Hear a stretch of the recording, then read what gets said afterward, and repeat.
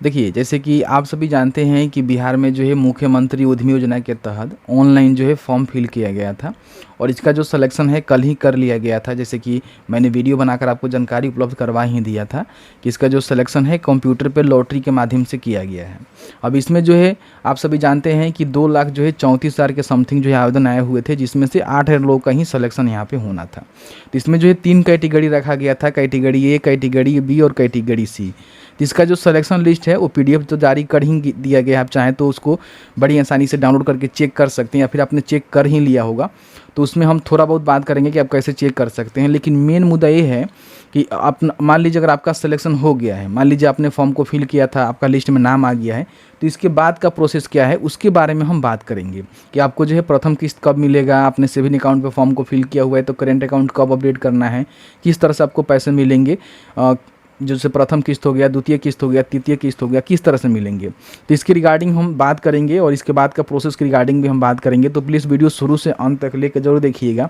और एक बात बोलना चाहेंगे, देखिए जिनका सिलेक्शन हो गया है उनको तो बहुत बहुत बधाई है, लेकिन जिनका सिलेक्शन नहीं हुआ है उनको मायूस नहीं होना है, लगातार ट्राई करते रहना है, क्योंकि जो है लॉटरी के माध्यम से सिलेक्शन किया जाता है। जिनका सिलेक्शन हो गया, काफ़ी सारे लोग ऐसे होते हैं जो कि ऐसे नाम के फॉर्म फिल कर देते हैं, उनका सिलेक्शन हो जाता है, और जो रियल में मतलब बिजनेस करना चाहते हैं, इसको लेकर जो है काफ़ी सालों से लगातार ट्राई कर रहे हैं, बट उनका सिलेक्शन नहीं हो पाता है, तो क्या कीजिएगा। ठीक है, लॉटरी के माध्यम से जिसका किस्मत सही है उसका सिलेक्शन हो गया।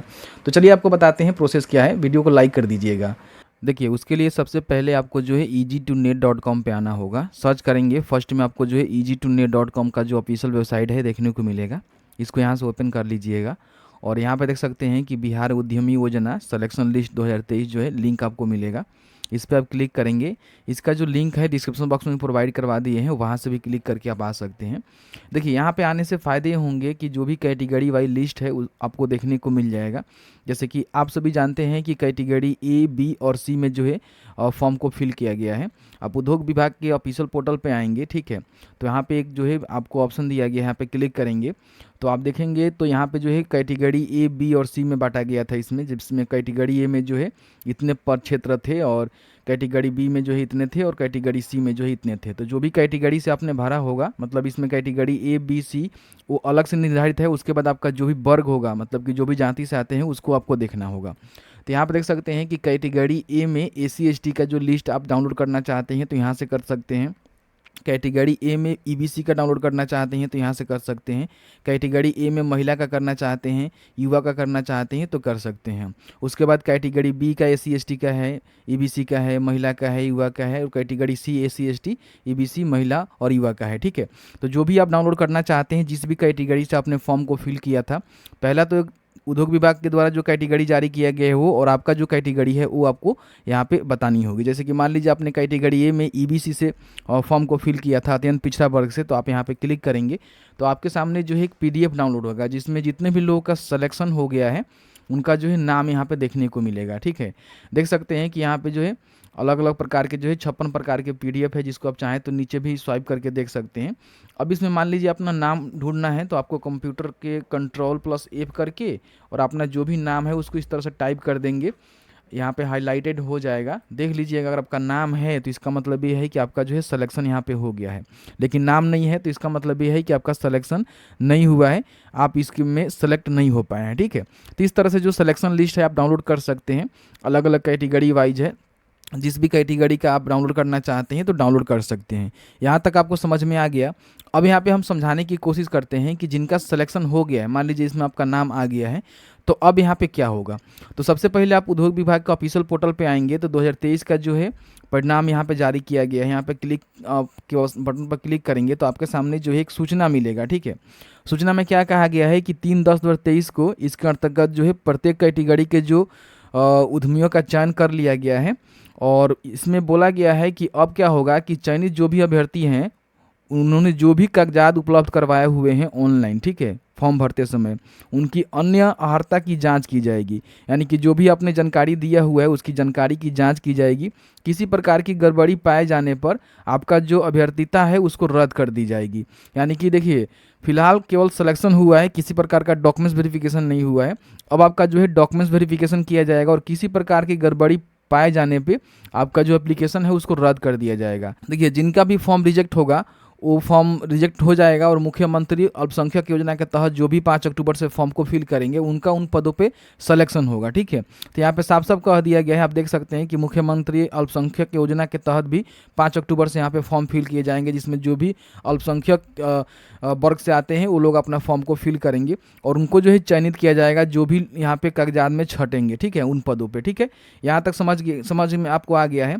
उद्यमी योजना के तहत अगली सूची का आवेदन प्राप्त करने के लिए पोर्टल अलग से खोला जाएगा, यानी कि अल्पसंख्यक का जो उद्यमी योजना का जो पोर्टल है वो अलग से खोला जाएगा, उसके माध्यम से उसका सिलेक्शन लिस्ट यहाँ पे जारी किया जाएगा। ठीक है, अब यहाँ पे देखिए क्या कहा गया है कि तीनों कैटेगरी ए बी सी और ए बी सी के लिए रेडीमेड गारमेंट, ठीक है, होजियरी या फिर T shirt, legging, track suit, कैफी, हाफ पैंट इत्यादि तथा रेडीमेड गारमेंट, जैसे कि ये सब चीज़ों के लिए यहाँ पे बोला गया है कि अगर आपने इस क्षेत्र से फॉर्म को फिल किया हुआ है और सिलाई मशीन ऑपरेटर में दीनदयाल उपाध्याय ग्रामीण कौशल विकास योजना या फिर विकास कौशल विकास मिशन के माध्यम से न्यूनतम 40 घंटे का आपने परीक्षण प्राप्त किया हुआ है, तो आपको जो है प्राथमिकता यहाँ पे देने का प्रावधान रखा गया है।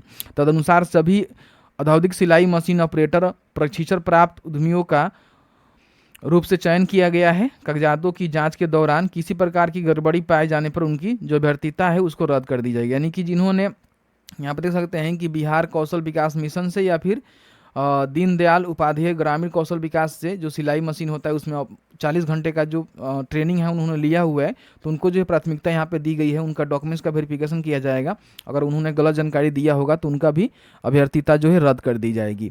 अब यहाँ पे दोस्तों आपको बता दें कि यहीं पे आप आएंगे ना उद्यमी योजना में, तो आप देखेंगे तो आपको जो है एक यहाँ पे यहाँ करें कि यहाँ पे लिंक एक मिलेगा, इस पर आप क्लिक करेंगे तो इसमें बता दिया गया है। देखिए चयन प्रक्रिया क्या होता है आपको हम बताते हैं। देखिए यहाँ पे देख सकते हैं कि प्रक्रिया में बोला गया है कि जिनका भी सिलेक्शन कर लिया जाएगा, ठीक है, बोला गया है कि मुख्यमंत्री उद्यमी योजना अंतर्गत अंतिम रूप से चयनित आवेदकों का प्रथम किस्त के रूप में 1.5 लाख रुपए उनको जो है दिए जाएंगे। यानी कि 3 किस्तों में आपको पैसे मिलते हैं, तो प्रथम किस्त में जो है 1.5 लाख रुपए आपको दिए जाएंगे। सबसे पहले तो आपका डॉक्यूमेंट्स वेरिफिकेशन होगा।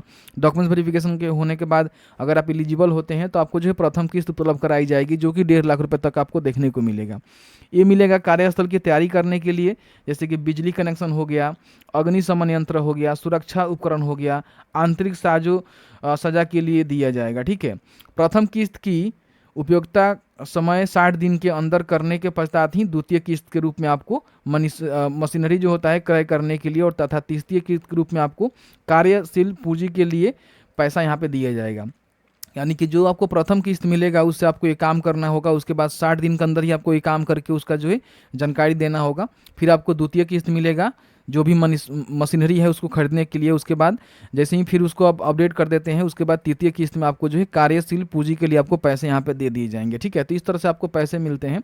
यहाँ पे बोला गया है कि जो भी 60 दिनों के अंदर आप जो भी व्यय करेंगे उसका जो उपयोगिता प्रमाण पत्र है आपको उद्यमी पोर्टल पे अपडेट करना होगा, मतलब कि अपलोड करना होगा। ठीक है, उसके बाद यहाँ पे देख सकते हैं कि बोला गया है कि जो भी मशीन आप क्रय करेंगे उसकी व्यय की गई राशि का जो उपयोगिता प्रमाण पत्र जीएसटी बिल सहित ही मान्य होगा। अर्थात आप जहाँ से भी मशीनरी खरीदेंगे वो जीएसटी धारक हो, जीएसटी वो आपको देगा और ऑनलाइन ही आपको पेमेंट करना होगा, जिसके बाद आपको जीएसटी बिल मिलेगा, उसको जो है आपको उद्यमी पोर्टल पे अपलोड करना होगा, तब जाकर जो है आपको तीसरा किस्त यहाँ पे देखने को मिलेगा। तो बता दें कि जिन्होंने सेविंग जो है बैंक अकाउंट पे अपना जो है फॉर्म को फिल किया हुआ है उनको जो है 45 दिनों के भीतर अपने फॉर्म के नाम से चालू खाता खुलवाना होगा। मान लीजिए जो भी आप बिजनेस कर रहे हैं उस फॉर्म के नाम से जो है आपको चालू खाता खुलवाना होगा, जो कि राष्ट्रीयकृत बैंक या फिर कमर्शियल बैंक में होना चाहिए। और उसका जो जानकारी है आपको जैसे कि रद्द चेकबुक हो गया, बैंक स्टेटमेंट हो गया, उद्यमी पोर्टल पे अपलोड करना अनिवार्य होगा। यानी कि समझ लीजिए कि अगर आपने सेविंग अकाउंट में फॉर्म को फिल किया हुआ है तो 45 दिनों के सिलेक्शन होने के 45 दिनों के भीतर अपने फॉर्म के नाम से एक चालू खाता खुलवा लीजिएगा। ठीक है, और उसकी जो चेक बुक है या फिर उसका जो बैंक स्टेटमेंट है उसको उद्यमी पोर्टल पे आपको अपडेट करना होगा। इन बातों का ध्यान रखिएगा। तो जैसे कि आपने देखा कि मैंने जो है ऑलमोस्ट सभी जानकारी को कवर कर दिया है कि आपका जो प्रथम किस्त है वो किस तरह से मिलेगा और द्वितीय किस्त के लिए आपको क्या करना होगा और तृतीय किस्त के लिए आपको क्या करना होगा। तो जो भी पैसे मिलेंगे उससे आपको स्टार्टअप करना है। जैसे कि सबसे पहले तो आपको जो भी जगह होगा है उसका मतलब रेक बनवाने का, जो भी आप मतलब बिजनेस कर रहे हैं उसकी जानकारी आपको पैसे दिए जाएंगे 1.5 लाख रुपये, जिसमें आपको करवानी होगी। जैसे कि बिजली का कनेक्शन हो गया, रेंट वगैरह वगैरह हो गया, वो सब देखना होगा। उसके बाद जो है मशीन खरीदने के लिए आपको पैसे दिए जाएंगे, फिर आपको जो भी आपका पूंजी लगाना है, सामान लगाना है, वो उसके लिए आपको पैसे दिए जाएंगे। उम्मीद है दोस्तों आपको समझ में आ गया होगा। फिर भी आपके मन में कोई सवाल होगा इस वीडियो से रिलेटेड तो आप हमें कमेंट्स में कमेंट करके पूछ सकते हैं।